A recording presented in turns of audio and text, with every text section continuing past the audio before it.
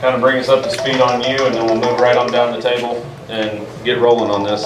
Hey, my name is Jimmy Jones. I live in Greenville, Alabama. I've been in this since the early 80s.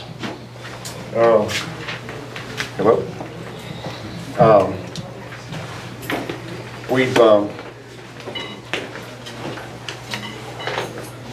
You're good. Keep going, bud. We got in this thing like in the early 80s. We've been through the ups and downs, and believe me, there's a bunch of them through the years and all. But right now, it seems like pretty good. Things are rocking and rolling pretty good. Yeah, my name's Bob Loomis. I bought my first Longhorn in '78, and I just had a few. I really like to look at them. I lived up in Nebraska, so I wasn't around all the sales and stuff, and they kept having babies, and I kept keeping all the heifers. By the time I moved to Oklahoma, I probably had about 10 of them. Well, I might turn this damn thing on. So once I got here, I started going to some sales and meeting some people, and I realized mine were all average. So I got rid of all of them and started all over. Well, that was in about '88. Well, from '88 to now, I've been pretty serious and been plugging along and had a lot of fun with it. We run about 120 breeding age cows. And with that many cows, usually with heifers and everything, you got about 200 of them on the place. And we just really enjoy it. The cattle, we love working with the cattle, we love raising them, and we love breeding them and trying to make them better. And the friends in the industry, the fellowship in this industry is tremendous. There's really a lot of good people, fun people. We have a lot of fun at all the events. Dale Hunt, I live in Ardmore, Oklahoma. We've been raising Longhorns for 32 years now. So, and I think I'm just excited today to see a new baby calf born as I was 32 years ago. Right, Jimmy, Bob? I can't wait to get out there and lift that tail and see what it is. We've had a lot of different bulls and stuff. Cheryl and I run the Rowdy Bull in partnerships with Don Bartlett and Kyle Maiden right now. But we're over in Ardmore, Oklahoma, and we love them. And I rodeoed for a long time, and when I quit rodeoing, I kind of had an itch, and I needed something to kind of get excited about again. And so we started raising them Longhorns. Is kind of how we got into it. We needed a cow that we didn't have to pull calves, and we needed something that we didn't need to doctor all the time. And they're just so dadgum pretty and western. And so we was just going to get 5 or 6 of them, and I think we have 100 out there today or something. So isn't that how we all start? Well, we'll just get 5 or 6. So then the next thing you start looking for is where can I get more land, right? So. Can everyone hear okay without the microphone? Yeah. Okay. Good. Then, yeah, I won't stress y'all out with that. So. And we're all pretty noisy. And my microphone don't work anyway. So we came up with some questions. I put a feeler out on Facebook to kind of, when you're in this situation, you're staring into the eyes of the legend, them, not me, but what questions you would ask.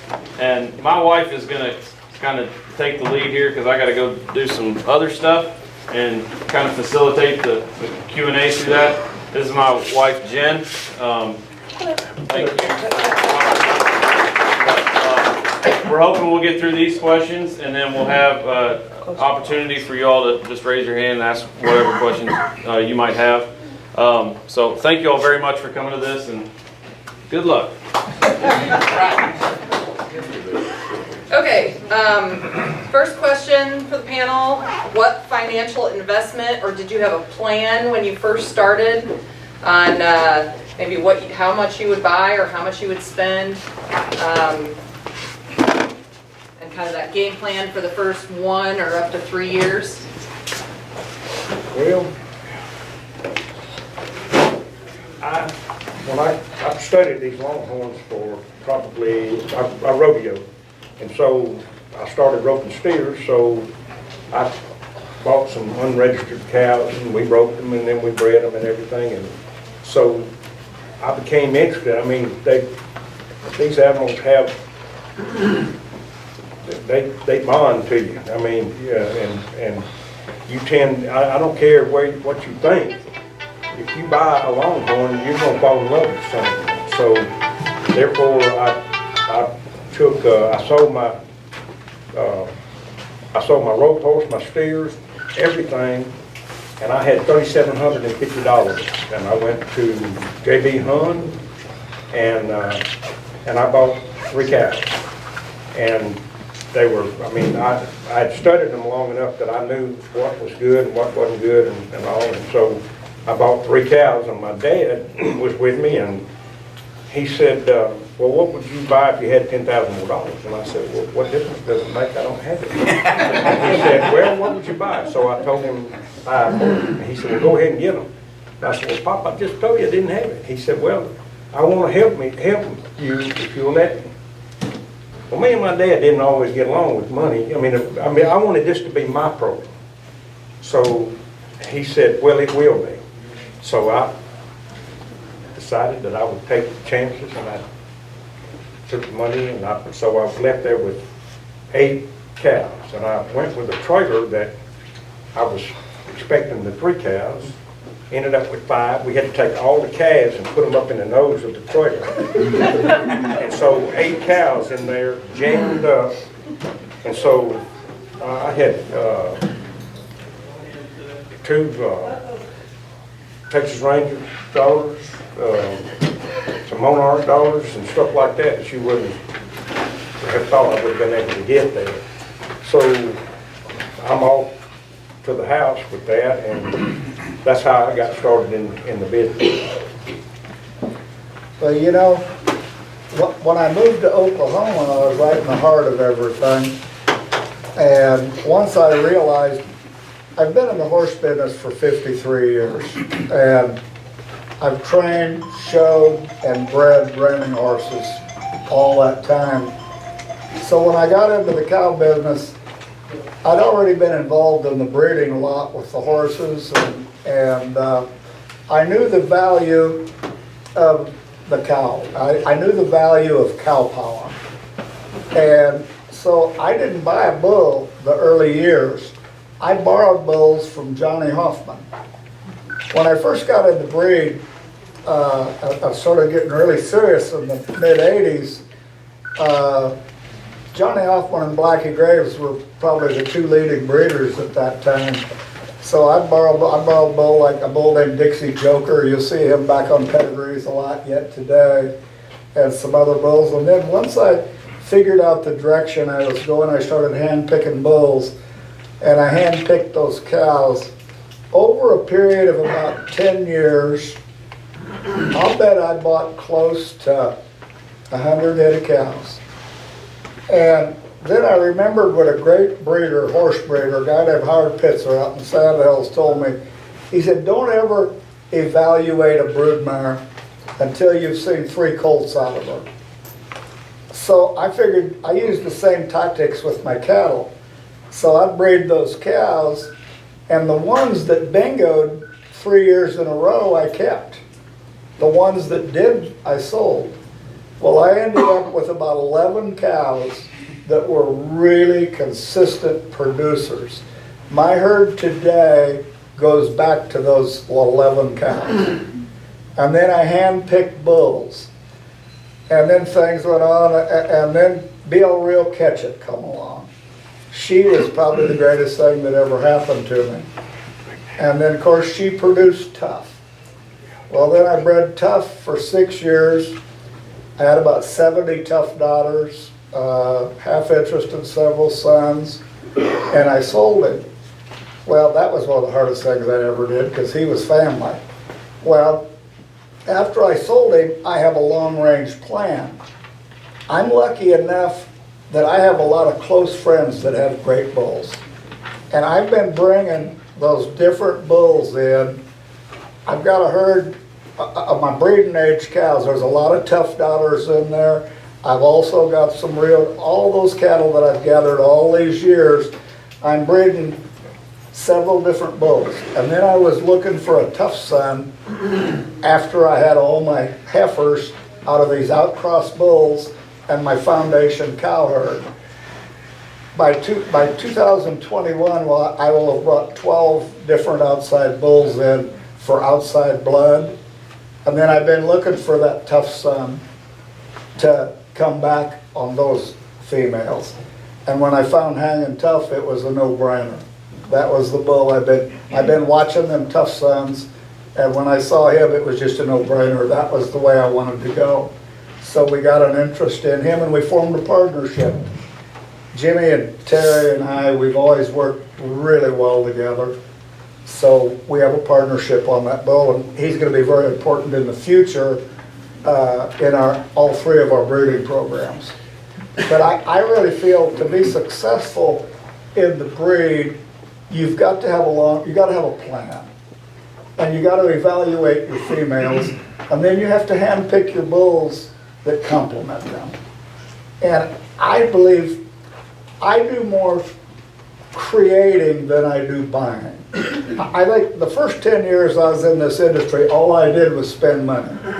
Buy a cow. It didn't make any money. The horse business financed the cattle business the first 10 years, buying those good females and breeding them and evaluating them and picking the ones that were really producers. Then, after 10 years, I had to keep those top-end cows those early years to take my program to another level. After 10 years, you start getting full sisters and stuff, and then you can start selling some top-end. At that point, it started being a business. It was a hobby in the beginning. That when you make your living in a professional sport, there's a lot of stress. Well, I could come home and go to the cow pasture and completely relax. Well, then I retired from the show pen about 20 years ago and started going more interested in the cows than the horses. Well, you've got to have a long-range plan, like with your cows, with your breeding program. You got to handpick your cows. You got to put the bulls on them that are going to work. And that's what I enjoy, because I spend my evenings just planning. And I'm usually not, because you can't plan for what happens today. What happens in your breeding program today is the decisions you made 3 years ago. You're stuck with what happens today. What the decisions you make today, you're going to reap the profits from that 3 years from now. So you always want to be thinking ahead in your breeding. That's why I wanted to bring these outcross bulls in before I brought that tough son in. I definitely, because I've never line bred families that line breed as well as the tough family does. So I'm definitely doing some line breeding with it, but I needed a little break to bring some outside blood in before I come back with that. And I think that's the biggest joy of the Longhorn breed, is all the planning and the managing part of it and the caring for them. And that's what brings me a lot of pleasure. All right. We all doing that question? Okay. It's kind of a tough act to follow, right? So do y'all have this sheet? Do you know what our question is? What financial investment or plan did you start with? And what did you gain or lose in the first 3 to 5 years? I mean, Bob's telling you about a 10-year plan. So I think all of us in the beginning, we jump out there and we buy stuff that we shouldn't buy because we don't know what we're doing. So talk to people, get as much knowledge as you can. These are some of the greatest people I've ever met in my life in this Longhorn deal. But I wouldn't expect to make any money for the first 3 or 4 years. I don't see how you can, because the first 3 or 4 years, you're still putting your females together. And gang, one of the biggest mistakes you can make is to try to sell a calf too little. You know, if we go out there tonight, we run some 6, 8 month old heifer calves in there, and their little old horns is about like that. Any of you gonna get excited? Probably not, right? So I've found that you can do a lot better with a 2-year-old. You bring a 2-year-old to town, and she's framey, and she's nice, and she's clean, and she's got a good horn set. That buyer can see what they're getting.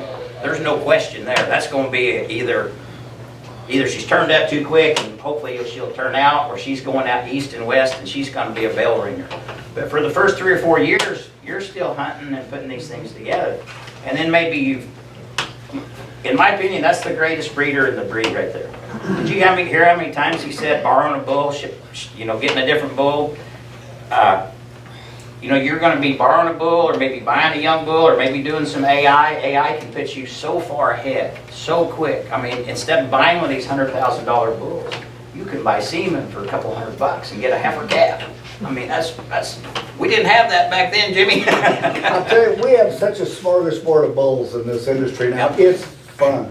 And the best breeder in the deal still buys bulls. You see what I'm saying? I hear so many people say, well, we got old Bubba over here we're kind of partial to out of Susie Bell, and that's probably going to be the mistake. That's probably going to set you back. You ought to be going to that best breeder you can and buying a calf out of their top bull or top cow or something, and it will advance you so much more. But for your first 3 to 5 years, I tell the banker that, hey, don't plan on any money, buddy. You can sell them bull calves off, sell your ropers off, buy your hay with that. As things go on, and as this first few cows you buy don't suit you for some reason or another, you can trade them off and take that money and buy you a better one. Trade them off and buy you a better one. And you just keep upgrading, keep upgrading. But when you get them fancy 2-year-olds, then you go to town and you put one and you market her, you put her in the sale. That's going to get you known. People are going to say, who owned that one? Don't bring your junk, and because that's what people relate that you got. You bring that good one to town. That's when you can start making money. So I wouldn't plan on. You got to have a lot of patience. You got to dig in tight. You better get you a deep grip, right, Bob? If you're going to do this thing, it's going to take some time, but. Do your research, buy you some good females, do your AI, and in 3 or 4 years you could have some fancy females that's going to bring a lot of money. I mean, last week in Fort Worth we sold three heifers for $25,000 a piece. Top 3 selling animals was 2 were 2-year-olds, and 1 was a baby calf, and I just told you that's not a good idea, but this was exception. Richard Phillips run a 93-inch 6-year-old, the mother, and said, here's the daughter. And the daughter brought $24,500. Okay, so there's an exception. But you got a 93-inch mama standing in the ring. That helped a little bit, right, Bob? That'd make anybody get their hands on. I apologize for running in late. I had my time frame wrong, and I'm sorry about that. I'm Alex Dees. I have a ranch in Eastern Oregon, CR Longhorns. I've been doing this for almost exactly 10 years. So I am very honored to be sitting up here with these gentlemen who are superstars and been at it much longer than I probably will ever be. So, but I will say, if this is a new breeder roundtable, I'm closer to the new breeder status than I am to the established breeder status. So maybe I'll kind of split the difference and give you maybe my take will be slightly different or not. What did I start with? No plan, 0 plan, pretty cows. Bought a new ranch, wanted something that looked nice, that wasn't just a black cow like everybody else around me. But I was determined not to spend any money at all. So I started prowling websites at that time, 2009, maybe, yeah, 2008, 2009, looking for the cheapest that still was attractive and looked like a normal, decent cow. So I knew nothing about, really the industry knew nothing about blood, sure didn't know anything about bloodlines. All I knew was what looked good to my eye, and if it was under about $1,500 then, and I could get it up to my state from Texas or Oklahoma or wherever without spending the same price as I just paid for the cow, then I'd buy her. So I started doing that and accumulated a little group of like 10, just mishmash cows. Of course, once you start living with these cows, you realize how much you like these cows. And then I was a member of the association, and then I started getting the magazine and seeing all the really fancy cows, and then realized that my cows were nice, but I wanted something more like the fancy cows. So, but meanwhile, my husband's like, isn't this just like for fun? I'm like, yes, but it's becoming serious. So, I'm a little competitive, and I realized that I wanted to compete just a little. So there you go. I started spending nights on the internet, looking at everybody's website from the old days, looking at old magazines that anyone would give me. and starting to realize that there's actually a group of genetics out there that seem to be associated with these better performing, better looking cows. I mean, now, I've been breeding horses for 20 some years and successful at that. And as Bob just indicated, that gives you a lot of, it gives you a leg up on understanding long-term planning and pedigrees and the importance of associating pedigrees with performance. So I kind of just took those insights over to Longhorns and tried to look at it the same way. In the horse business that I was in, I could not always afford the top mare for my breed. So I had to find good mares that had good basic qualities that I could then find the best stallion I could find to improve them. Same with the cows. I realized I couldn't afford the $10,000 cow at the time. I had my $1,500 cows, but I could afford semen. I bred early to Jamaicism and a few other names at the time that were just coming up and I could recognize. And then from there, I started to push the quality of my herd. I still have one of those $1,500 cows who has made me about 20 grand in offspring through using the right bull on an otherwise ordinary cow. So those kind of things prove to me the importance of boosting with bulls. So the plan started to become, get strategic within my financial limits and try and pick out, as I had calves out of cows that were ordinary cows, realize what kind of cows could make just a slightly better calf than she was. So that's a positive trend. She might not make the $100,000 cow, but she can make a better cow than she is if I pick a higher quality bull. So I just stair-stepped in the first 3 to 5 years here doing that. If I had a dead cow that looked good standing there but just had a crappy dink calf, I wouldn't give her a lot of chances. I'd send her on. And the other problem when you're just starting out, especially when you start out from basically zero and only have a group of, say 15, 20, 30 cows in those first few years, is I didn't want to sell any good ones. I got some nice heifers, some improved heifers, some Jamaicism daughters, some other things. And I'd see people take cattle to the sale and sell it for a lot, thousands of dollars, more than I paid for my cows. And I thought, well, I can't do that because I can't turn around and buy that heifer. And so I'm going to just keep her and I'm going to sell something nice, but I knew it wasn't fancy. I learned fast that you don't take that to the sale. You just don't do it. If you're going to make the effort to go to a sale and come out, just bite the bullet and pick the good one and take it and then get the check and you'll be happy. It'll soften the blow.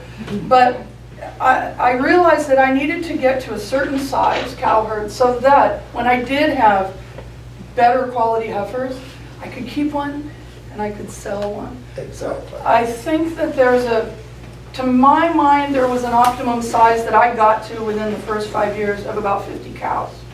They weren't all great cows, but they had proven that they could at least produce themselves or slightly better. And then I produced maybe, a 50 calf crop. Maybe there were 5 females that I felt were a real advance for my program. And those are the kind of proportions you have. They don't all hit it out of the park.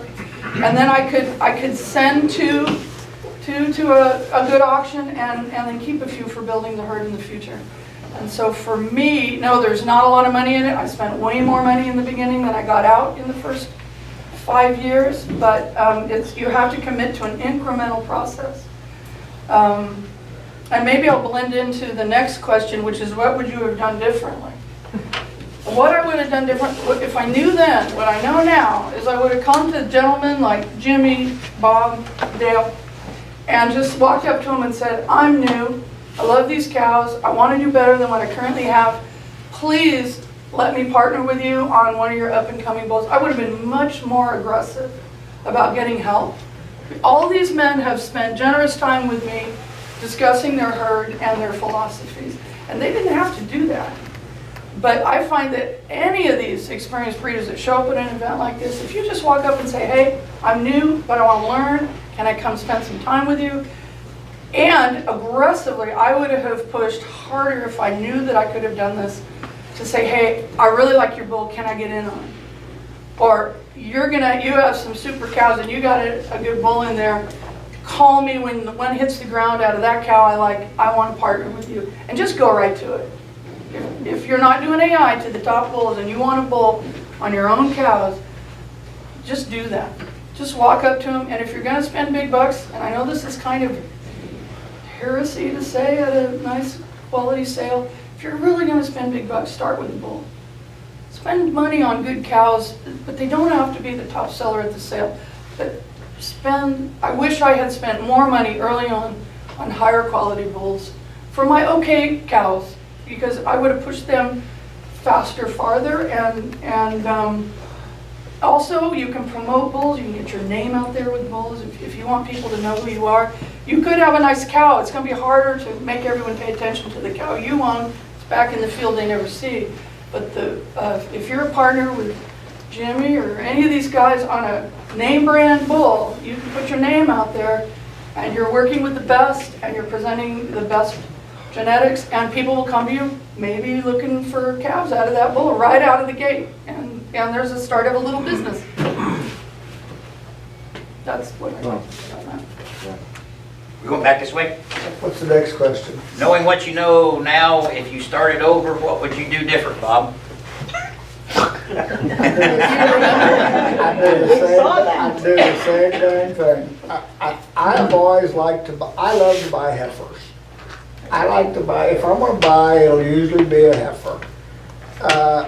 One thing, if you buy an outstanding heifer and you breed her, and say if you get 2 or 3 calves out of her, and then you want to put her in the bank, she's still young enough to bring some dollars.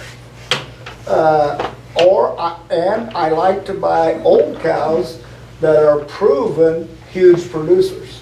Now, I won't buy an old cow normally, but you run one by me that's a huge producer, I'll buy her all day long. I'm a fanatic on producers, and you need to be. Those cows that'll really produce are the ones that'll get you in the Longhorn business. And yeah, if you get, and I think production is a very hereditary trait. I think great producers are what produce great producers. You get that one you get that, in the horse business, if we get a great horse out of an average mother and a father, we call them a sport. Well, sports usually don't produce. You know, if the pedigree don't read right, I don't trust it. Now, I look at the individual first, and then I look at the pedigree. And if I like the pedigree, and when I look at bulls, I want to see their mother. I've got to like a bull's mother. That's really important to me. If I don't like their mother, I'm not going to trust it in the pasture. But you have to, and like these guys are saying, bulls, I mean, you can do so much with bulls. And partnerships. Some of my funnest things in the Longhorn business has been partnering with people on bulls. Some great friendships, produced some great cattle, and had a lot of fun. I think partnering on a bull, and I think if you're partnered on 2 or 3 different bulls, I think a big mistake is to buy a bull and breed him for 10 years, and that's your only bull. I think you need to be bringing fresh blood in through the bull. That's like what I'm doing right now. I'm bringing some outside bulls and bringing some new blood in and developing another set of cows for a certain bull. And I think the long-range programs will really benefit you. But that's my joy with Longhorn cattle, is I love to plan, and I love to have a program. And once I get my program, I'm going to stick with it to the end. But you'll find the Longhorns can be, like, once you get going a few years and you have a great cow and she has a couple great sisters, you can afford to sell one of them then. And you could take a great one to the sale. But you can't do it that first few years. That first few years, you got to keep that great one to go to the next level. But like after a few years, you'll start having full sisters to them, and you'll start having, like you say, you'll have 10 just phenomenal calves in a crop. keep 5 of them in your program and sell 5 of them. Then you start making money. And the cattle business has been very profitable for me now, but the first 10 years, I just kept putting into it, but it was my hobby then. When I retired from the show ring, all of a sudden it was a business. But it was at a size where I could run it like a business. Well, it says, well, if you started over, what would you do differently? Well, first of all, the biggest problem I have right here is answering these questions in a limited amount of time. I've got Jimmy's story. an explanation of things, but, oh, that's me. I know. Pam, I'm in a meeting. Sorry about that. I didn't realize it was me. No, I mean, what I got to try to do is compress, take what I want to say and put it into a acceptable amount of time there. That's hard for me to do. You know, when she's talking about bulls, in my opinion, the bull is the heart of your program. Because he's gonna sire. How many, if you breed him to 25 cows, theoretically, you're gonna have 25 calves by him. Your cow is gonna have 1 calf there. So, as a rule, that bull is driving your program. All right, so that is why, in my opinion, the bull, Bob and I are the only 2 people that I know of that I've talked to who every time, like if we're flushing or I want a bull from the cow that we're flushing. And if I didn't want a bull from it, I wouldn't think the cow's worthy of flushing. I agree. So that bull is going to be the biggest influence that you have on there. So, you know, she talked about learning. Well, you know, we had a discussion 2 years ago about how important the internet is, and believe me, I'm all for that. But you can take all the information that you can draw from the internet. How are you going to apply that to your program? Because 99% of the breeders that I run into that are new have absolutely no idea what they're going to do. They just, I like that. Well, listen, just because you like it don't mean you ought to have it.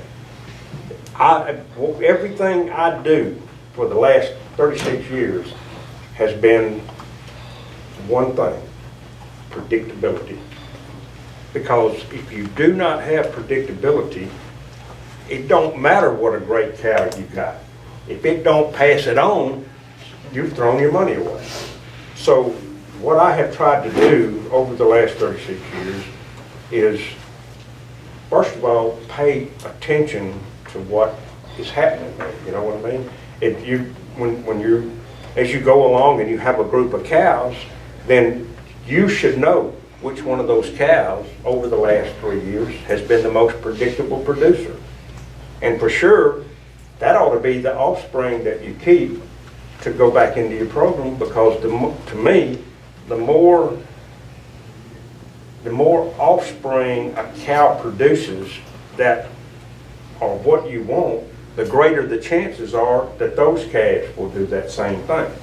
So, you know, just because a cow has a good calf, a great calf even, don't mean they can continue to do that. But if you pay attention and you watch what happens every year, then as you go along, I mean, it's going to take you a while because, you know, you have nothing to compare to start with.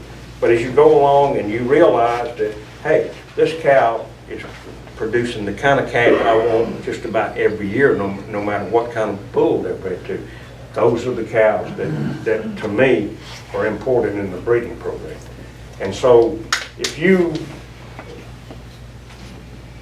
take like planning A few years ago, I called Doug Hunt and I said, Doug, I got a proposal for you. I want to swap you I'm gonna live breed the catching pen.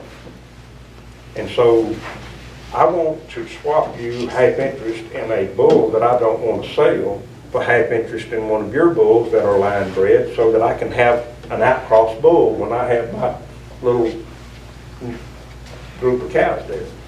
So he said, I would love to do that. I don't think anybody's ever done that before.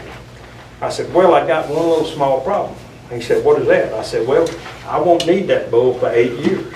And he said, 8 years? I may not be alive then. I said, well, somebody in your family will be. But it's going to take me that long to have the heifers that I need to. Bob says that he's got the heifers, that what he's done to prepare that bull that we bought to come into that program.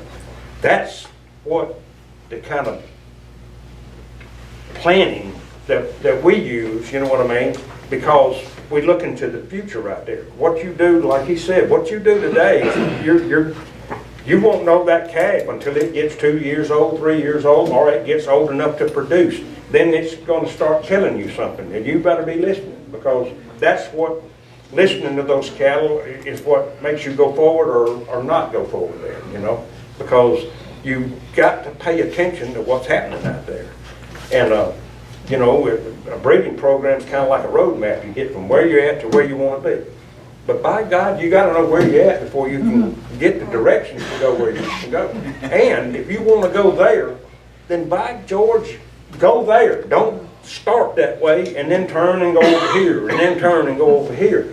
I mean, you've got to have some kind of plan to guide you where to go there. And what I meant to say a while ago is that on the information that you have off the internet there, let me tell you, and I think I can point fingers at people out there that have been to breeders like Dale's and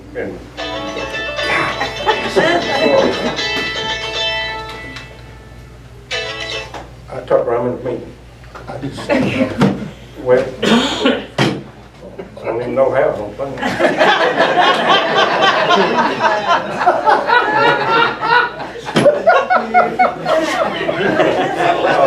Are you surprised? No. Where was I? I'll teach you how to turn that phone off. But I forgot where I was at. Internet. Yeah. Where, if you want to learn about them cows, go to the people that are doing what you want to do. I mean, the people that, you know, if you start a business and you know nothing about it, then you better hire somebody that does know something about it, or you need to get yourself educated to that point. So what do? You look at the people that are successful out there, like Bob and Dale, and go and talk to them. Ask them the questions. Mr. Johnny Hoffman, God knows, he every time I left down there, I know he threw a party, because why do you do this? Why do you do that? Question after question after question. Because there's a reason why he's got this bull with this cow instead of that bull over there with that cow. There's got to be a reason for it. And I want to know, because you go and you look up a breeding, you type in breeding program, see what you get. You get a generic thing there. You put a bull with a cow. Well, we kind of felt like we had that under control there. But as far as to how to make your program go forward, the people that are out there that have already done that, they can pass that information on to you. And I guarantee you, nobody, I don't know anybody that's not willing to pass that information on like that, you know. And so I believe that go and look at the cattle and ask the questions that the cattle present to you, you know. And then this person can, whoever it might be, can explain to you why he did the things that he did. You know, I want to add one thing to that. you know, a lot of people that have been in business and have been successful in business, say if you're in the grocery store business, you buy product, you put it on the shelf, you start selling it, it instantly makes money. I've made my living with livestock my whole life. So with livestock, it's an entirely different deal. You invest in a mare or a cow, you breed her. It takes a mare 11 months, a cow 9 months to have a calf. Those colts don't bring a lot of money till they're 2. With the cows, it takes them 9 months to have a calf. I don't like to sell weaners. You're going to take a beating. I like to sell them with late yearlings or 2-year-olds or 3-year-olds. When you make your living in livestock, or you want to make money in livestock, you have to have a long-range plan and you have to be patient. Because if say I invest in a nice cow, it's going to be 3 years before I get a profit out of her. But I'm going to clip a coupon off of her every year from then on. And if I put her back in my program, I'll be clipping a double, I keep a heifer in the program, I'll clip a double coupon. They'll both start having calves in 3 years if I sell. But there's money to be made in the livestock industry, but you have to remember, you spend that money for that cow, it's going to be 3 years before you get a return. Well, now with a bull, you can spend that money on the bull, it's still going to be 3 years, but you'll have a bunch of them to sell out of him in 3 years. So that's just something I want you to think about. Livestock business, city business is 2 different things.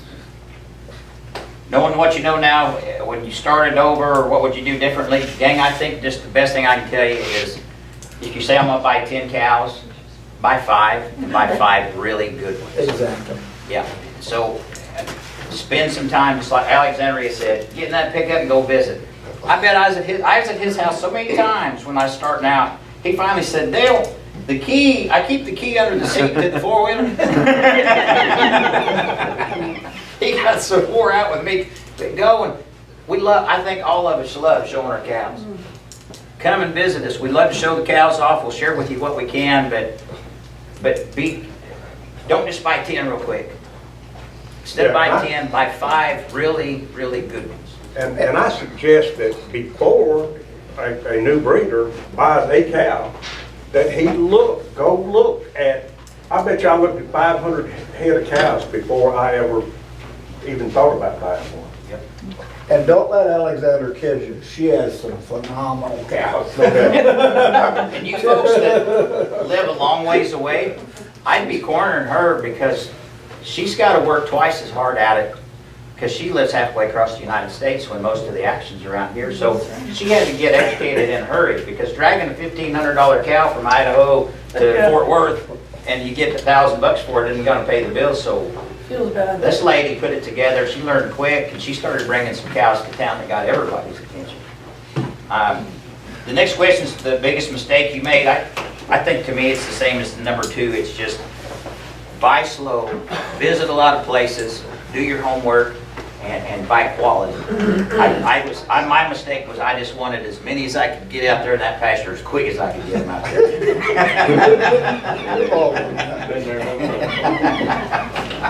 Buy slow, buy smart, visit ranches. There you go. Okay, I would say the same thing. The biggest mistake I've made in my short time of being in here is buying without thought. Going to a sale, going to an auction. The ones I wanted, I couldn't bid. Someone else got it, and then by the end of the sale, I'm like, I gotta have something. So I just kind of that one. That was dumb. Save your money. Just come back to the next one with double that and really pick out the right one. It feels good in the moment. It's sort of scratching an itch. We all, obviously, if we go to auctions and buy and sell, we kind of like that. But slow down just a little bit. Do you need another dinky cow with little horns that come up like this? No, you don't. You just don't. And it doesn't matter that she's the only one available on that day. Slow down. Stop. Just be a little bit more judicious. I mean, if you're just coming into the breed right now, with the market has come down a bit from what it was a few years ago, man, there's some nice cows out there without breaking the bank. A good place to start. Best time in the world to buy is right now. Exactly. Right, this is buyer's market. Never feel rushed though. Never feel like there's some pressure on you. There's always another cow. There's always another sale. And another opportunity to see ones you've never seen before. And so if I made a mistake and said I put too much emphasis on accumulating a herd, rather than, once I learned a little bit, I should have used that education to pick a little bit more carefully. And instead of getting 4 so-so, get 2 better. So when you're you're at a sale and you're really reaching out like that, you're ready to buy? So we can know that from the auction block. That's my secret.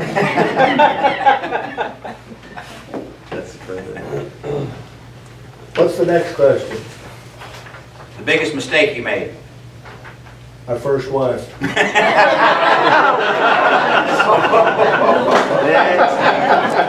gotta love Bob, he'll tell it like it is. And I agree with him. Okay, then how You know, about they say money can't buy you happiness. They ain't never paid no lawyer off for that. Okay, what do you look for when you buy a cow or bull? And how much has buying that right one helped your program? Jimmy? Okay.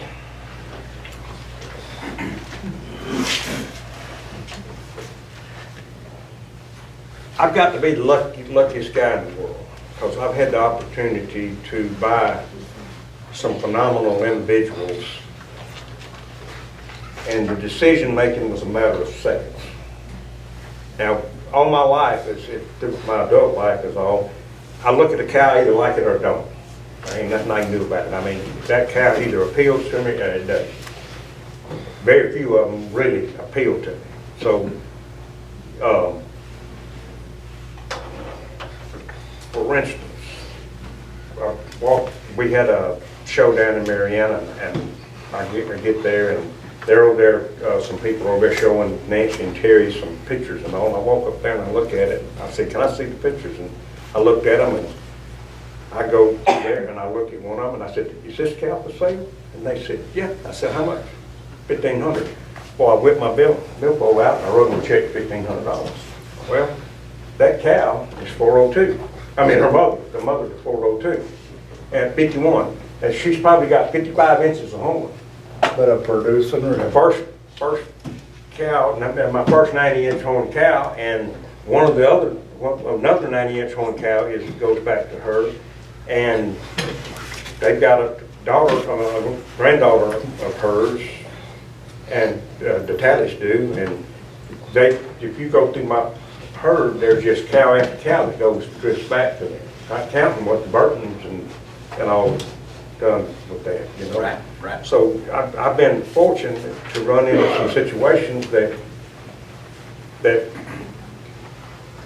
made my breeding better there, and but I couldn't emphasize the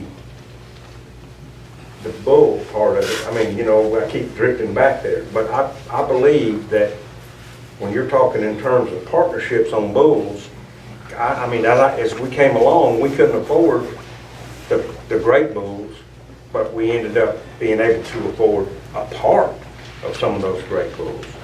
And so I think that that's one of the biggest things that made us move forward and to be able to bring in that power from that bull there.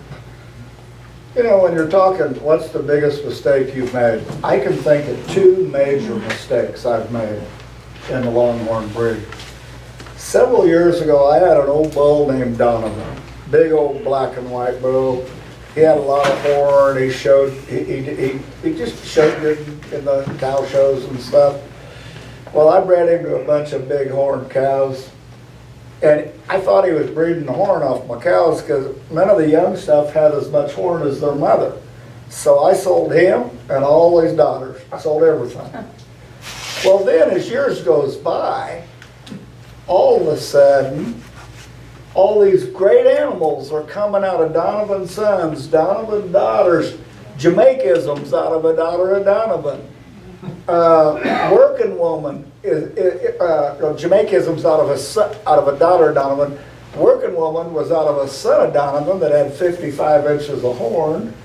I can name dozens of great animals that come out of them Donovan daughters and sons. And then another bad mistake I made is my good buddy from Michigan pulled in, and that's when Jamaicism was 2. And we were dealing on him, and he offered me half of him for $40,000. Well, being the tightwad I am, I'm trying to Jew him down to 35. So he loads him up and goes, he's at my house, he loads him up, Dick loads him up and takes him to the Horn Showcase. Well, I can't remember his name, jumped up and gave him 80 for the whole bull. Danny Phillips. Yeah. Well, if I just wouldn't have been a tightwad and paid him that 40, I've always regretted I didn't buy that darn bull. Now, those are the 2 things I've done that I regret. Okay, is this the what do you look for when you're buying an animal question? I guess so. I think it is. Well, what do we look for when we're buying an animal? Like Jimmy said, it's got to appeal to you. You have to want to look at that cow every day in your front yard or back pasture or wherever it is. There actually have been some really nice cows offered to me either in a sale or privately that I just had no chemistry for, so I didn't look at her, and I can't get around that. I guess that's just a personal human thing. I do this because I like to look at the cows, so they have to suit me that way to begin with. But beyond that, of course, no matter how much horn she has on her head, if she is not a functional animal standing in front of you, just walk away. It's not worth it. It's not worth introducing long-term deficiencies that you then have to work double hard to address down the road. So I have learned to look at them, and they first have to meet some physical requirements. They just have to be functionally strong enough to carry a calf to do the job. And then after that, of course, I look at horn. I used to be, of course, very focused on tip to tip, as we all are. Now that I've kind of reached a certain point where I have a lot of tip to tip in my herd and access to it, now I'm starting to look at horn shape. And so horn shape's becoming increasingly important to me in both cows and especially bulls. I'm starting, this is me, maybe the big guys have a different point of view, but I'm starting to look at that and tie it into pedigree as well. I don't have to have always the biggest tip to tip in a bull if he gives me the other characteristics I need, including a horn shape that shows me it's on track to help my herd. How much has buying the right cows helped your program? I have to say, again, I think buying the right bulls helped my program. There have been cows I bought and spent good money on that did squat for me. Squat. They might as well have never been there. I never kept any of their daughters. Even though they looked good on paper and looked good standing there and had great horn, all that, they turned out not to be able to throw those characteristics forward. The flip side is I've had some kind of average looking cows that have turned out to be top producers. So you can't always, you got to give them some time to show you what they can do. You always start out choosing the very best with a good udder and good legs and good temperament and a nice hide and pretty horns, but until she's in your herd and you're using her, you really won't know if you got your money's worth or if she's really the best cow for you. And back to the mistake thing is probably hanging on to some cows longer than I should have because I spent a lot of money on them. And so I'm like, oh God, next year. She's going to do it for me next year. And I probably should have just cut my losses and sent her on. And in someone else's program, a nice cow maybe she'll do something different with their bull in their environment, but in my environment with my bull, that expensive cow just didn't cut it. And so I held on to her for maybe 2 years more than I should have, thinking the next one's going to be the superstar. So that's definitely in the mistake category, and it's hard to fight that. You fall in love with them, and you like having them around, and it's the relationship you've got a little bit, and it's really hard to cut those ties. But but you must. And I live in cold country. It gets down, we have weeks where the nights are below 10 to minus 10. I need big capacity cows, and I like the look of big capacity cows. So I tend now in my herd to look for a uniformity of structure and frame. Also, big cows can carry a lot of horn. And it's just more impressive. An 80-inch cow that's this big, it just doesn't look quite the cow when her sister has 80 inches and statuesque and big. And I like that look. It's just like big as a billboard out there. I kind of like it. So there you go. Of course, bulls have to have proper scrotal size. We got to get serious about that in the Longhorn. We got to pay attention to those things. It means a lot. The beef guys know this, how important those parts of a bull are to the plan. And so you got to look at that first before you look at everything else. Make sure he's got the equipment to do what you are going to ask him to do. And then from there, he's got to have temperament. You got to have bulls with temperament. I walked out here and some of the bulls out there, and they kind of swing their head at me and make me step back, and I don't like that. I just do not like that. I live with my bulls. My help has to be with them every day. I walk the fields on foot right past them. I got to feel safe. And so those criteria come before everything else. I think we're all saying the same thing here. What do you look for when buying an animal? Jimmy says it's the best. For me, they've got to be predictability. You know, I'm to the point now. We got a lot of them. I don't want one just because she's brown. I got to have a reason for it. But when you're beginning, we're all going to be in different pages here today in this room. You might be needing some cowboy tough blood, or you might be needing some rowdy blood, or some Jamaicism blood, or whatever. So each of us are probably going to be looking for something a little bit different. But get someone to help you if you don't know what you're doing, or go to these ranches and ask us. If you go and say, Bob, I got $6,000 I can spend. What's the best thing you can show me? He's not going to rip you off. He's going to know where to take you. Okay, he's not going to sell you $1,000. We don't do that. But instead of showing you something that you can't afford, he can show you something that would work for you. Then the other part of your question says, how has something that I've bought impacted me? There's a pretty good story about Rowdy. Is Ken, you in here? Ken Harrell? Ken Harrell went to the Legacy 15 years ago, 12 years ago. I don't know when it would have been, Jimmy. And he bought a cow called Triple L Rosemary. Larry Stewart raised this cow. Brindle cow. Beautiful cow, upper 70, almost 80-inch cow, which was huge for back then, but structurally correct and beautiful udder. And Ken decided to brine a brindle cow.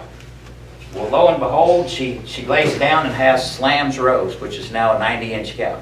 He fleshed her back the same way and produced Rowdy, which is the 2017-2018 Bull of the Year. He produced Big Red, a Rowdy, a Slam's Rose daughter had Rebel.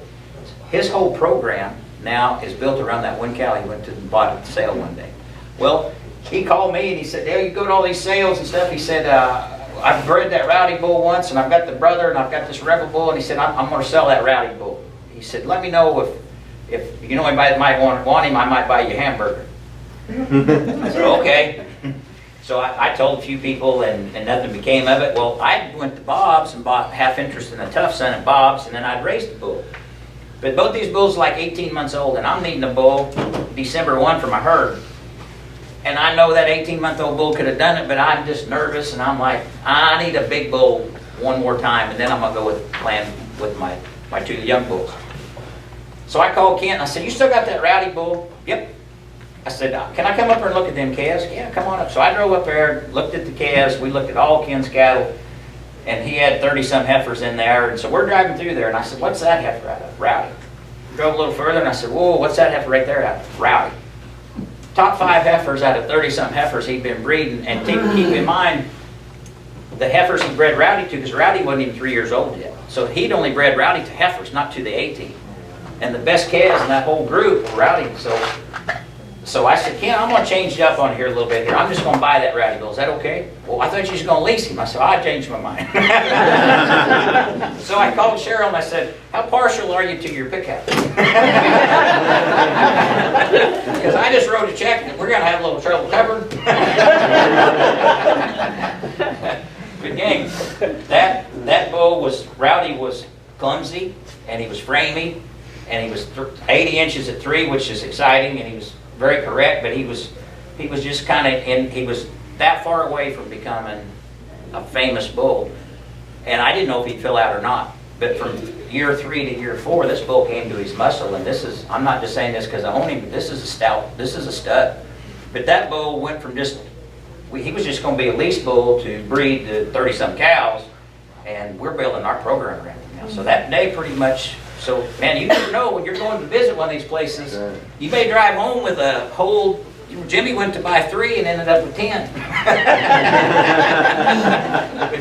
that might be the day that, that everything kind of turned around. Well, there's opportunities, it's just a matter of being able to spot them and act on them.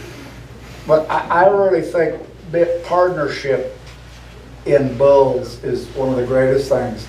We've made some of the best friendships with partnerships and took our herd to another level with these partnership bulls. And I don't want a bunch of bulls in a pen on my ranch. I just want them there when I'm breeding them. So when I'm not breeding them, I like having a partner that can use them and keep that bull busy. A bull's not happy in a pen by himself. So I love having partners and having those bulls. When I'm not using them, somebody else is. And he's working, he's happy. Not to mention the friendships you build and the fun you have. And it just works great. And I like to breed more than one bull. I like to have a variety of bulls to choose from. It just depends on what direction you're going. And if you want to have a fun little herd of 15, 20, 25 cows, you only need one bull at a time, but it might be nice to be partners on a couple of them and kind of switch them out, or have a young bull you partner with somebody to use on your heifers, and keep a little variety of bulls running through your herd. Don't let your genetics get stagnant. Back in the old days when I first got in this thing, people would buy a bull and breed him for 6, 8 years or longer and never bring a fresh one in. Well, eventually the herd gets stagnant. You've got to keep bringing, I like to bring new blood in my herd through bulls. I think that's the best way to bring, like I have so much catch-it stuff and so much tough stuff that I love. It's the best stuff I've ever raised. But I needed to bring some new bulls in and some new bloodlines and freshen it up so I could come back with a son of tough. But you really, I think some of my most enjoyment in life is me and Tinker sitting in my easy chair, that's my dog, sitting in my easy chair at night figuring out what I'm going to do next with my cattle, or what's my next plan, or and you got to get tunnel vision. When you got a plan, follow it through. Because if you quit right in the middle and start a new plan, nothing ever works. And another thing I want to say, those cows that are predictable and have those really nice calves consistently, for gosh sakes, keep $1 out of them. Yeah. Because when they're gone, that family's gone. I've got cattle on my ranch that I've had 6 or 8 generations back to the original cow. And when you have those cattle around long enough that you've raised several generations, all of a sudden you can make so much smarter decisions because you've watched their progeny for that time. And I can look at this baby, and like I was showing John and Christina some young cattle the other day. These calves, this cow produces 2 horn sets. Her one horn set goes straight out. Her other horn set, as a yearling, goes straight up. And they look like billy goats when they're yearlings. Halfway through their 2-year-old year, that tip will take a sharp turn lateral. And all of a sudden, the horn looks like a cane. Well, then that horn follows that tip. By the time this one heifer I showed them, she was my smallest tip to tip as a yearling. As a 2-year-old, she was in the middle of the pack. This year at a 4-year-old, she's in the top 3. You're talking about Lady Gray, isn't he? Or real mama. Yeah. But after you've bred a family of cattle for a long time, you learn the characteristics of that family. And you can start spotting things at a young age. And you start realizing where this cow's gonna go because you've watched it happen for a few generations. And that's what I love my old families that I've had a long time, that I really know them. And I can tell when they're yearlings if they're gonna be real good or they're gonna be average. Because you know where that's gonna go. Like that one family has 2 horn shapes and they don't vary. They either go straight out or they go up, and then all the motion starts. And they'll really get a lot of motion and start going out and down. But that's the fun part of this industry is the knowledge you build through breeding them for several years and learning a family. Yeah, I would say that probably you could go, but my herd, you could go back down and you would end up being with about 8 cows. Mine would be about 11. Bob? You know, as small breeders, what gave you the courage to step back almost 2 generations to Grand Slam? I mean, we all know that Gunman, Grand Slam, Rio Grande, Tough have changed the industry, but you went back 2 generations, and as a new breeder or a small breeder, when you need that predictability and consistency, what made you go back to Grand Slam? I didn't focus on Grand Slam, I focused on the cow, Bob. That Rosemary, in my opinion, is just one of them magic cows. When I looked around at what she had done, truth be known, that cow would probably click with anything. And it's consistent. So it wasn't the Grand Slam that I went after, it was that Rosemary cow that I went after. And it just happened to be through her son. Okay. Yep. Most great animals, people, dogs, and everything else had a great mother. True. Texas, why Jimmy? What do you want now? Why did you choose Texas Longhorns, Jimmy? Well, I didn't have any choice. I was rodeoing. I bought some Longhorns to roll, you know, some heifers, and we bred them and fell in love with them, and I didn't have any damn choice. I mean, you know, people do this for a business in the Longhorn business, and some people do it for a hobby. But outside of my immediate family, it is my life. And I know that makes me a pathetic individual. I mean, that's just the way it is. I mean, these cattle, when I wake up every morning, first thing pops in my mind is them cows. The last thing in my mind when I go to bed is them cows. And, you know, I don't know how I could live without them, to tell you the truth. I think I'm the same way. I mean, it wasn't a voluntary thing, it was just the only option that I had. I had to do it. What made you choose them? Because they were different Yeah. and interesting and had some history, which I thought was, I mean, if I'm going to get even more detail, I have Iberian horses from Spain and Portugal. This breeds from Spain and Portugal when you go back to Columbus. So I thought there was an interesting historical connection to something I was already interested in. Yeah. Turns out, no matter how you get into the Longhorns, they hold their ground against any breed. Oh, You don't have to just be a sucker for color or whatever. They really are a great breed, a great cow. And so I don't feel like I got to justify that to any commercial cattleman. And that's another thing is I feel like I want to keep a herd in a good condition and good quality cows so that any cattleman, whether he's a Charolais or a Simmental or whatever, Angus man, walks out in my herd and says, oh, these are nice cows. These are good cows. Good mamas raising big fat calves. And so I think lots of people should choose Texas Longhorns. They're an outstanding cow crossed on any kind of bull, whether it's a Longhorn or not. I just couldn't stand to go to the pasture and look at a bunch of black cows. They all look and the same. black. You know, what Alexander just said, when I first got into business, I got into like a commercial business with, I bought a lot of cows that had a high 205 day, weights and all that. And so the local feed store had a bull test. If you used their feed, you could enter your bull in there. So I entered one of my Longhorn bulls, and my dad had a haddock Longhorn. And anyway, I think there was about 30 bulls in there, and we beat the stew out of them. And the guy across the street, he was madder than hell.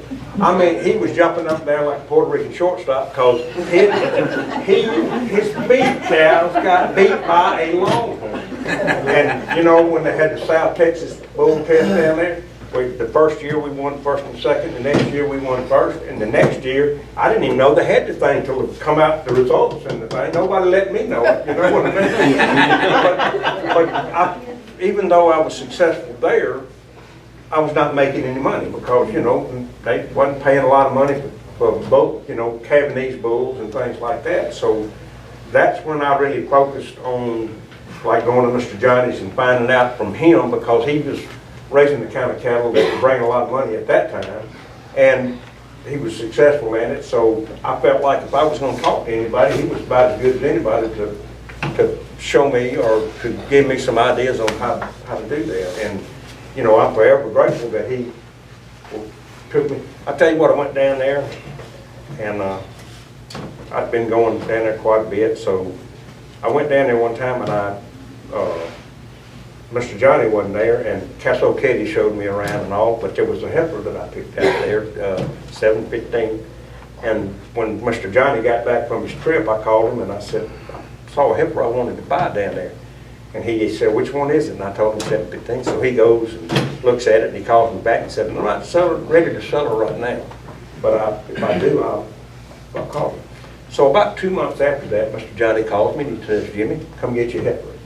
Oh my God, how much, Mr. Johnny? $1,800. So I'm going, oh my God, yes. So I drove down there, and so when we got our little chit chat over and all, he says, Jimmy, I know how important your program is to you, and I got you 3 heifers in there that are emperor daughters, and I've never sold an emperor daughter with the papers on it. And he said, I want to help you out. And I said, well, Mr. Johnny, I don't have the money. I said, I've got the money that I brought with me to buy the heifer there, but I can't afford to buy the other 2. And he said, well, you can just pay me along. And I said, well, Mr. Johnny, I said, I don't make much money, and I don't want to get obligated for something that I can't pay for. And he said, well, the worst case scenarios, you can't pay for, bring her back. Bring one of them back. So there again, somebody offered me that fishing line, and I jumped on that something. But those 3 cows made, the most tremendous difference in my program. But through this whole deal, I've run into people just time after time after time. I don't believe that any other breed has the people that are willing to help you. I've run into very few really good breeders that was not willing to share anything they had. What knowledge they had, or that would really do everything in their power to help you move forward. And that's just not the average, I don't think. Jimmy keeps referring to Johnny Hoffman. New breeders, Johnny Hoffman was it was the Bob Loomis of 20 years ago. We used to call him Magic Johnny. When I was first getting started, Mr. Johnny, and then his best buddy was Blackie Graves. And Blackie, they were the 2 leading breeders in the industry. And when I first got started, I'd go down there, and I remember everything that I learned while I was there. And I learned so much. They were just 2 great old cowmen.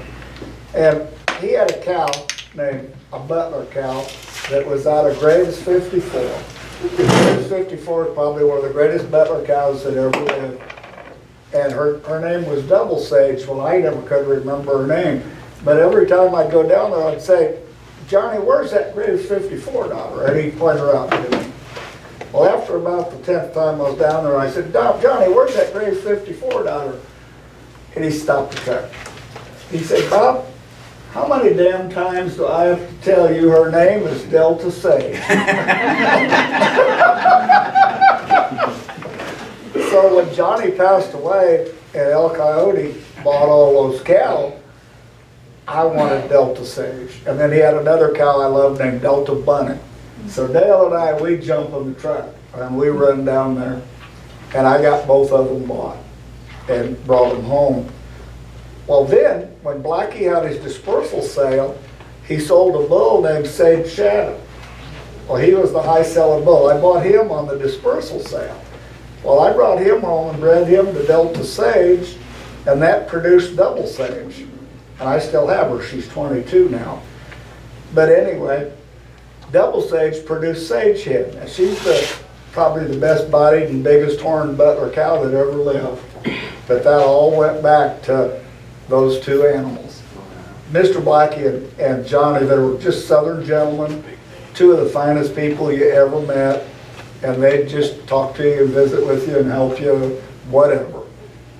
They were a tremendous influence on this breed in the 80s, and I believe Johnny died in 96. You died there at Ardmore to sale. Yeah. Had a heart attack at the sale. Yeah. I chose Texas Longhorns just because, like you wanted something different. I've got a daytime job, so I can't be cowboying all the time. So growing up, I mean, I've been around cattle my whole life, so I couldn't be out there pulling black calves and doctors and this. I had to have something. I quit rodeoing and I had an itch and I needed something to fall into. And gang, this is my 32nd year of raising Longhorns, and I think if I can remember, I think I've pulled 3 calves, and they've all 3 been backwards. I've never assisted in a natural birth calf in 32 years. In all the years I've been in it, I think I've pulled 3. Yeah, and that's just because the back 2 legs of was them were coming butt first. And that wasn't no fault of, no cow could have that calf. Very seldom do you have to doctor these things. And to me, that was so important because I've got to go I bought these things to enjoy life. I mean, Cheryl and I can get in the gator and we can get bubbing and we can go ride and forget about everything that happened bad today at work, and I'm a new person.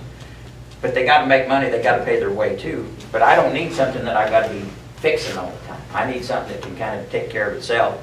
And they're not a breed of cattle out there that can warm a Longhorn up. I've been around every kind of them there is, and there ain't one out there that can warm these things up. I think the only vet bill I've ever had on Longhorns is health papers for a sale or a show. Yeah. Them docs, them vets getting proud of that, aren't they?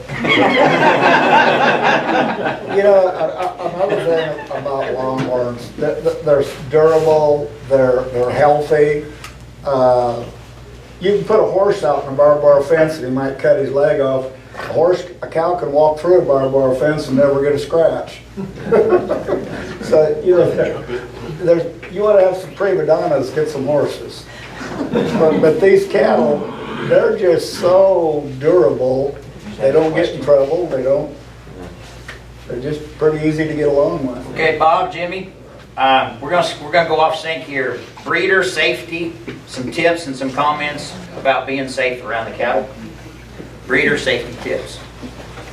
I tell you what, that's something that I feel real strong about. I really wish we could have some seminars for new breeders about being around cattle. My cattle are the gentle, I'm a fanatic about gentle cattle. I won't have a high-headed one or an aggressive one on the ranch. But these mama cows, I don't care how gentle they are, when they have a brand new calf, you don't go play with the calf. You don't get down in that baby's face. I air tag one and get the hell out of there. Because that mama, if she don't want to protect that new calf, she ain't no cow. I mean, that's her job. And when them calves are first born, them first three days, leave them calves alone. They ain't baby doll play toys. Yeah, you might have been feeding cubes out of her to her yesterday, but today's a new day. But that cow's gotta protect that calf from coyotes, dogs. That cow's gotta protect that calf. And you don't play with baby calves. Now, once that calf gets to be 10 days, 2 weeks old, mama's not so proud of it. I mean, but that first week now, she don't want you messing with it, and you can get hurt even from a gentle cow. You go to goofing with those brand new babies. Dale, I cannot believe that you asked me that question after Lexington. All right.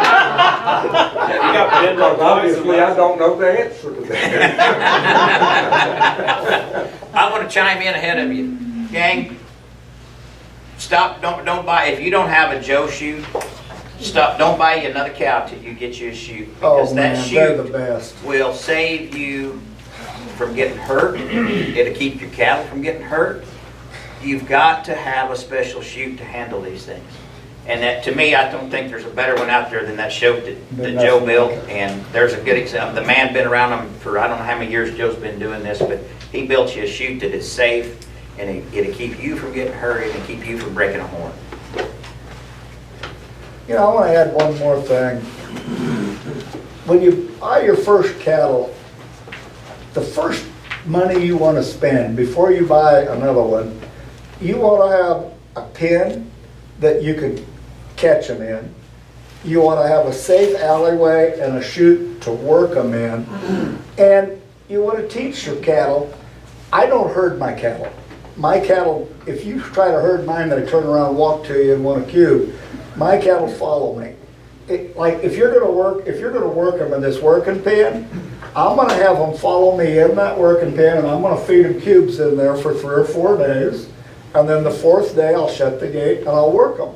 After I work them, I'll do the same thing for a couple days. I'll have them follow me in the working pen, and I'll feed them cubes. I want my cattle, when I go to the pasture, I never holler, come on, unless I'm gonna feed them. And I can go to the pasture and drive through and show you cattle all day, and my cattle won't even get up. But if I holler, come on, they're gonna jump up and they're gonna come at an elope.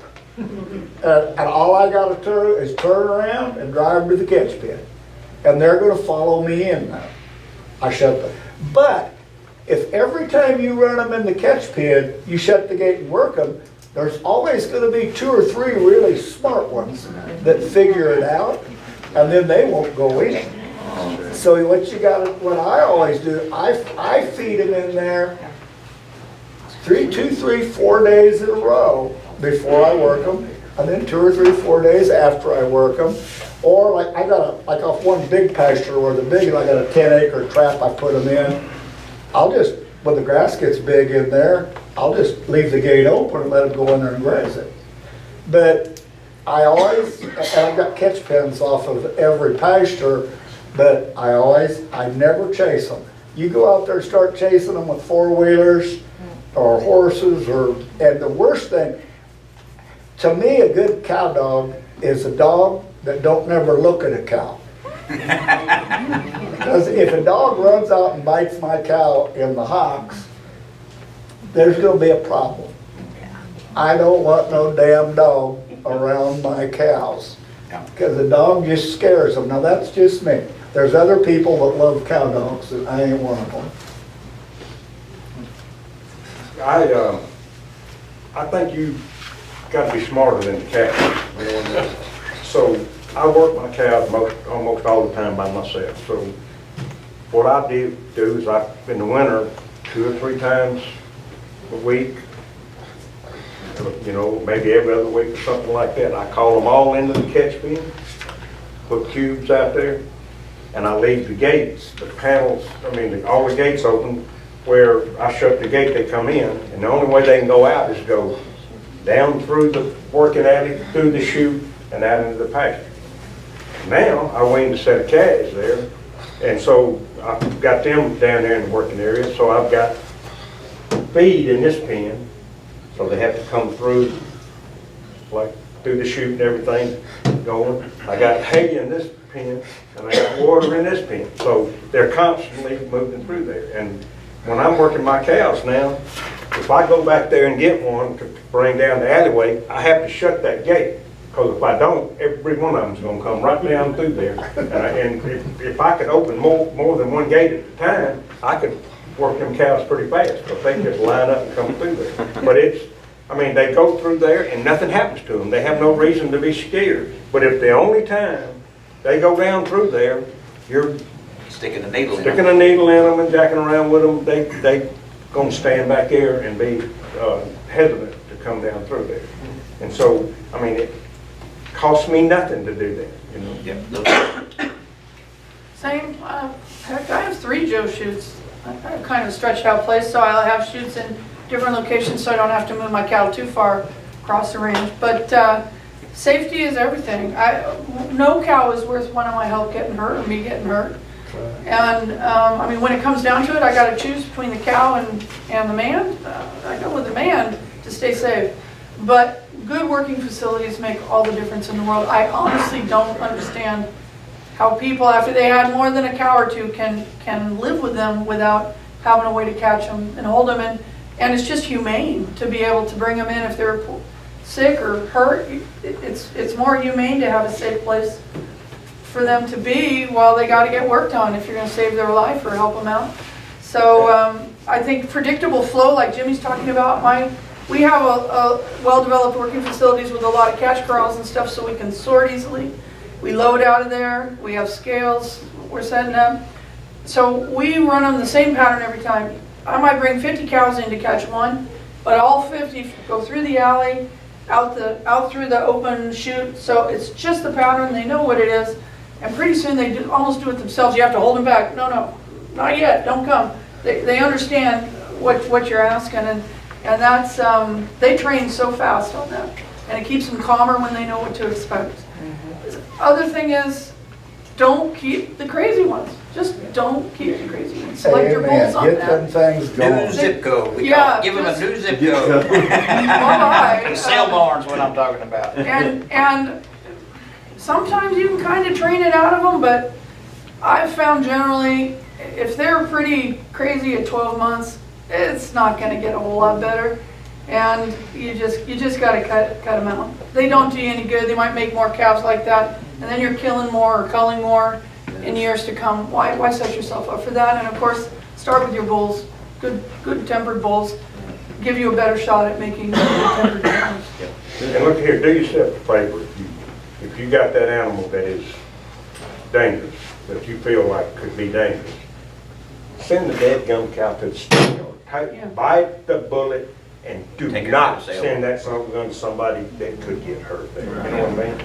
And I mean, look, cattle, they don't always do what you tell them to do. So I mean, you know, there's going to be times when you have an animal and you take it somewhere and it's been just a puppy dog gentle at home and it becomes a raging animal there. That just happens. I mean, there's nothing you can do about that. It's just scary. If you know, then I feel like you need to eliminate that from the industry. Like people bringing a meat animal to the Horn Showcase. That is so crazy. And people do it all the time. That's stupid. So when do you find the difference between, a cow that's hard to work and a cow that's good to pasture? Hard to work and what? And She's what okay in is- the pasture, but she's nervous when you work her. That That happens. Yeah. As long as she's cool-minded out there. As long as she's not mean and don't try to hurt nobody. Yeah. But again, Ken, if you bring her in the catch pen and just feed her and then leave the gate open where she can go down through the alley there, I mean, she does that a few times, she'll learn that there's nothing to be afraid of. Now, that don't mean when you get her trapped in there, she don't jump around and all, but she's less likely to hurt herself. Well, that one is getting better and better as she gets older.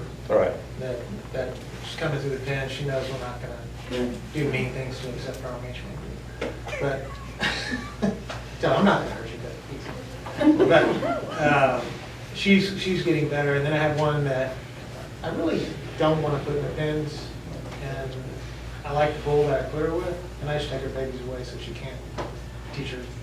Does she get aggressive in the pens? I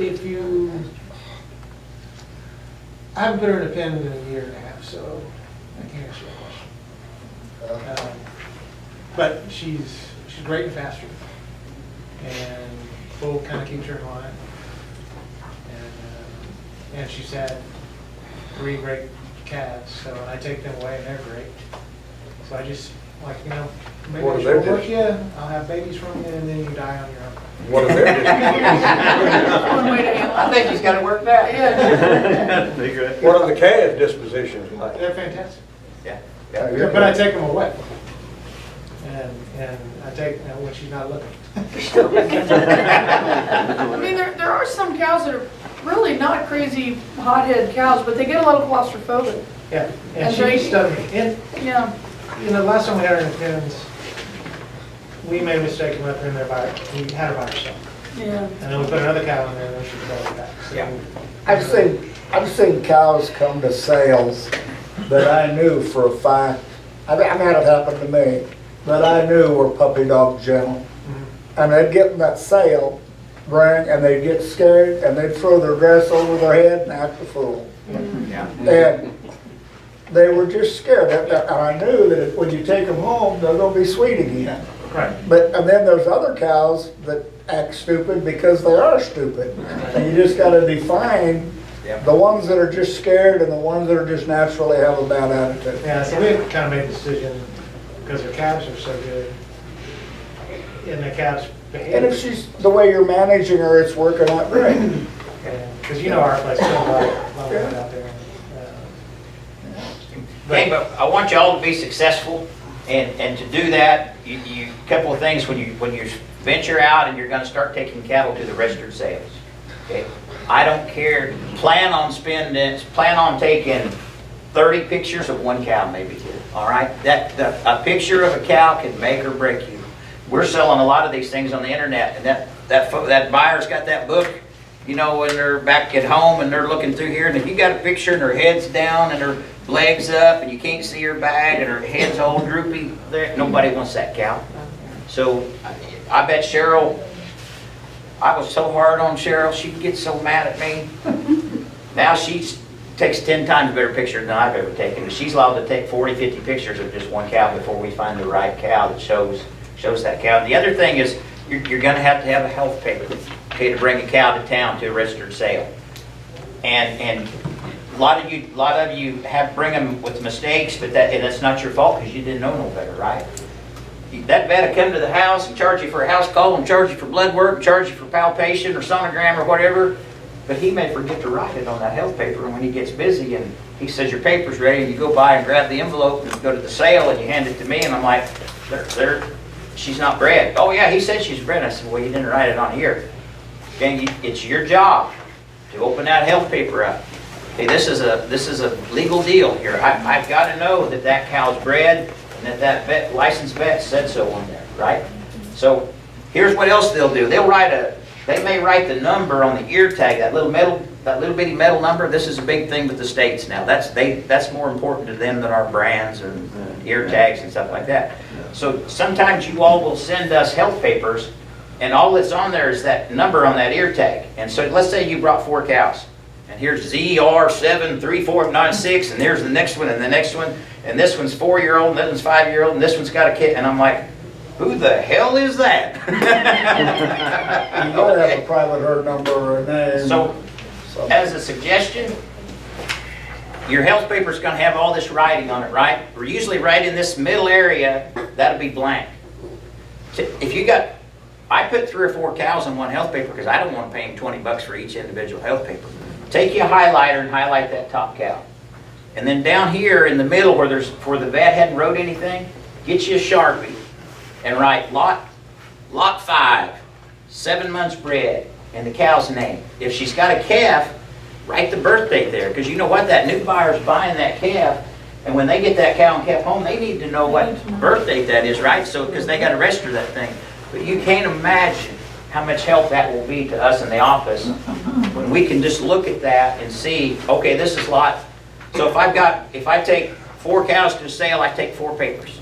I make 3 photocopies, and I highlight each one, and in that area I write what lot number it is and anything about it, because sometimes, man, the vet will put it over here, and sometimes it's over here, and we're having to look and see what the hell, and the sale starts in 30 minutes. And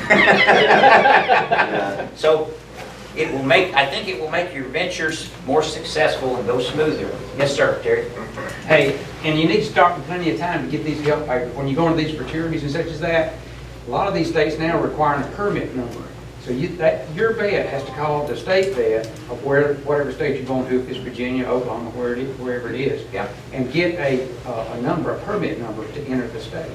And they need to have time to do that. So you need to start in plenty of time and Yeah. give your vet where he's not just panicking to try to get that number. Right. And don't be scared of this stuff. Your vet can kind of walk you through it, but don't be afraid to double check that guy, okay? He's all been in a hurry, and the secretary didn't get something on there, and gang, legally, he could have said, Alexander, your cow's bred, but he didn't write it on that paper, so I'm not allowed to announce it from the block, right? Because if you bought that cow, and you're like, Dale, you said that cow's 7 months bred, but it doesn't say so on here. And I said, well, Alexandria told me she was bred. I don't mind. But you see what I'm saying, gang? Take care of business. Get you a good paper. I mean, a good picture, really good picture. And that picture needs to be so good you don't want to sell the cow. Something else from, I'm in Oregon, and Oregon, California, Washington, Utah, Colorado, all of us western states, both sides of the Rockies, require a brucellosis heifer vaccination with an orange tag. I love to buy heifers, but if you have not vaccinated your heifer under 12 months with the OCV vaccines, legally in my state, I can't take her. So I know in Texas and other states in the rest of the U.S., it's not a requirement for you anymore. It is for us in the western states.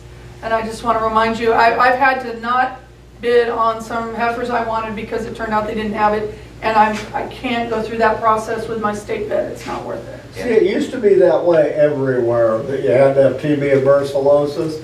But since Texas and Oklahoma have been brucellosis free, it hasn't been such a big deal.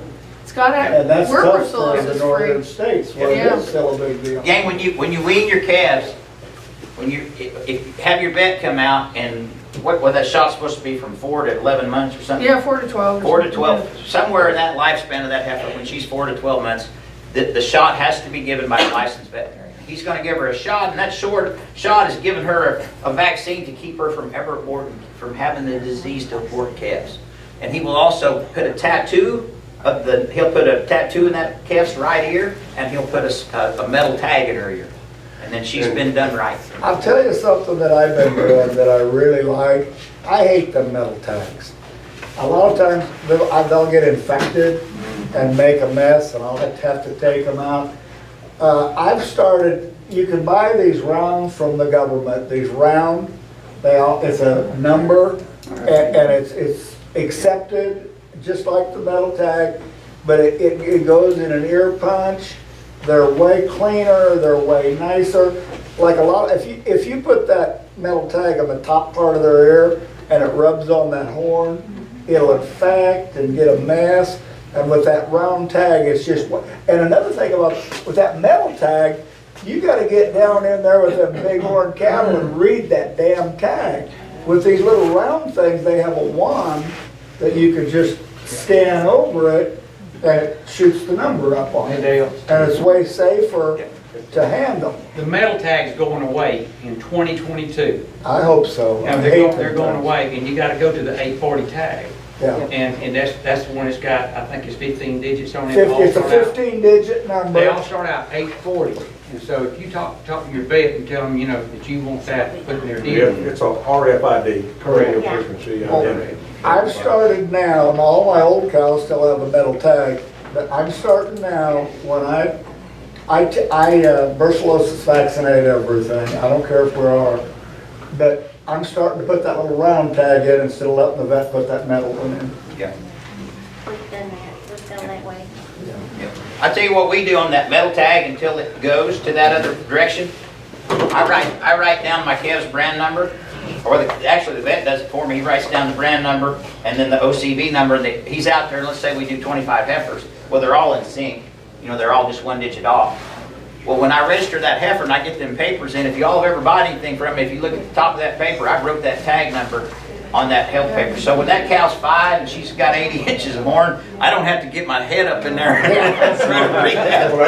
I write it right on the registration paper. Yeah, you do an 80, 90 inch horn cow, it's fun reading that. I'll tell you what I started doing is if you look on if you go on horns and go down, you'll have a place down there where it says something about comments or something. Right. I go in there and I put my RFID. That's a good right there. idea, yeah. And that way It's right it's there. right there. And it transfers. It'll transfer to the new Because buyer? Nancy does that also, and I thought Nancy does. Okay. And the information transfers forward. I love them ones. See, we put chips in our horse's neck. So if that horse ever was stolen or anything, all I gotta do is run a 1 over his neck and that number pops up. But I have a chip at every horse I own where it's a positive identification. Just run that 1 over it and you can identify that horse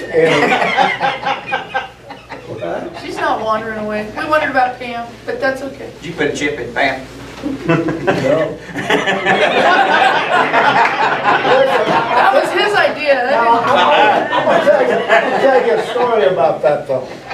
When my daughter was in high school, I threatened her with her life if she got a tattoo. I said, I will not tolerate it. She come home one time with a backwards BL on her right hip. That's Bob's brand. So I told Pam, I said, Bobby got one of them, you need one. Hey, boy, that.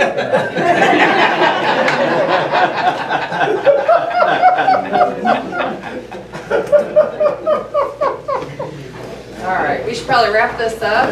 Any last minute questions? Burning questions? Can we give a round of applause?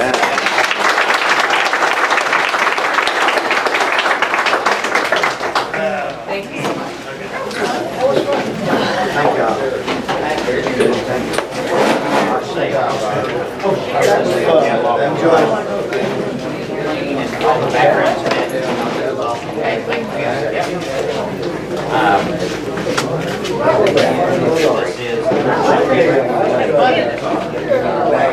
I like the balance. Are you gonna put that on horns?